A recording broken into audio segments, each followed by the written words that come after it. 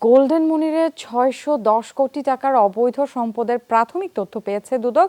এ নিয়ে দ্বিতীয় দফায় তাকে সম্পদের নোটিশ দিবে প্রতিষ্ঠানটি। তার পেছনের সহযোগীদের খুঁজে বের করা হবে বলে জানিয়েছেন দুদক সচিব। এছাড়া সংসদ সদস্য পাপুলের স্ত্রী, সংরক্ষিত আসনের এমপি সেলিনা ইসলামের সম্পদের তথ্য জমা দিতেও নোটিশ দিয়েছে দুদক। গ্রেফতারের পর গোল্ডেন মনিরের দুর্নীতি, অনিয়ম ও চোরাচালানের নানা তথ্য বেরিয়ে আসছে।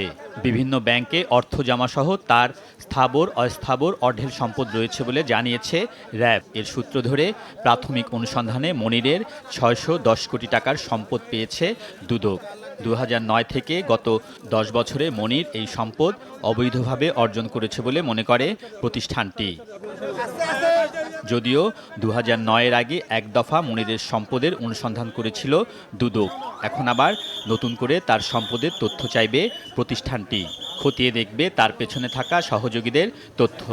মনির হোসেন ৬১০ কোটি টাকা এবং তার স্ত্রী মিসেস রওশন আক্তার কর্তৃক অর্জিত সম্পদের পরিমাণ ৬ কোটি টাকা।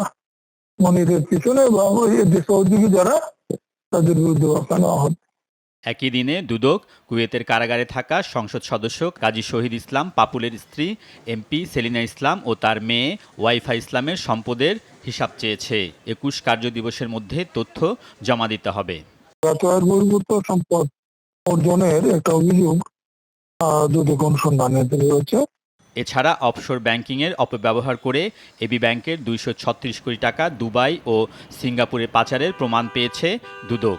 এ অভিযোগে ব্যাংকের সাবেক চেয়ারম্যান ওহিদুল হক সহ ২৩ জনকে আসামি করে ৩টি মামলার সিদ্ধান্ত নিয়েছে প্রতিষ্ঠানটি। আলমগীর স্বপন, যমুনা নিউজ, ঢাকা।